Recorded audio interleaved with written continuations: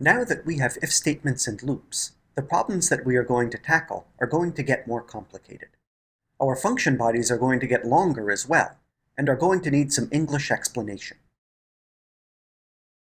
Here is the up to vowel function from the while loop lecture. We have added two comments.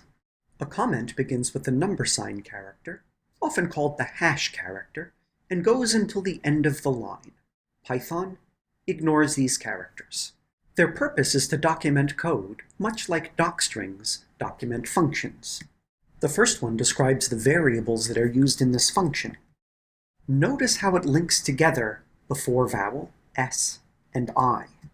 Let's explore a little bit about what that means, and we'll do this using the word Zymergy, with indices 0, 1, 2, 3, 4, 5, and 6. Well, we know that that second index is not included in my substring, so that means that this is s, starting at index 0, going up to index 7. What is s from 0 up through index 6? That is z, y, m, u, r, g. S from 0 to 5 is z, y, m, u, r. S from 0 to 4 is z, y, m, u. S from 0 to 3 is z, y, m. S from 0 to 2 is z, y.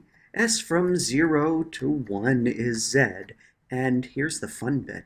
S from 0 to 0, just following this pattern of reducing the length by 1, gives me just the empty string. Well, we start before vowel off at the empty string, and I starts off at 0. So if we plug 0 in for I, we end up with s from 0 to 0. That's this. And s from 0 through 0 is the empty string. So indeed, before vowel contains all the characters found in s from 0 through 0, and before vowel is the empty string. This simple initialization, where we assign an empty string to before value and we assign 0 to I, establishes that this description here is correct. Furthermore, the first time through the loop, we're going to add s at index 0 to before vowel and replace what we had. Well, now before vowel contains a z. I was 0, so I plus 1 is 1. We'll make I 1. Now, we are on that row when I is 1. And indeed, this description still is true. The next time through the loop, we look at s at index 1, coming up here, that's the y.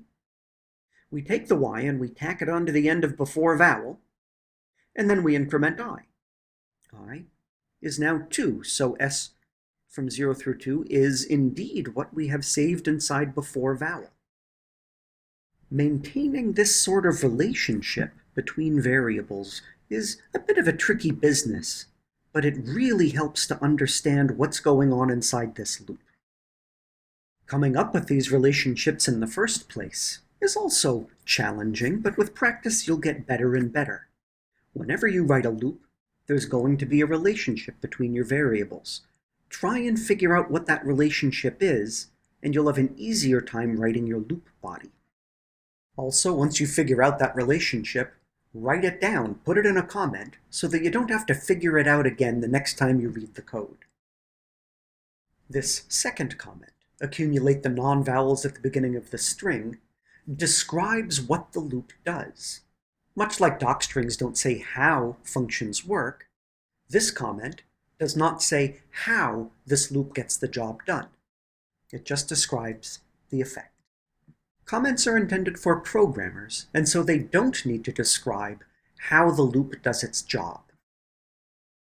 You should try and comment complicated bits of code to explain the purpose of it, and you should also write comments to describe relationships between your variables.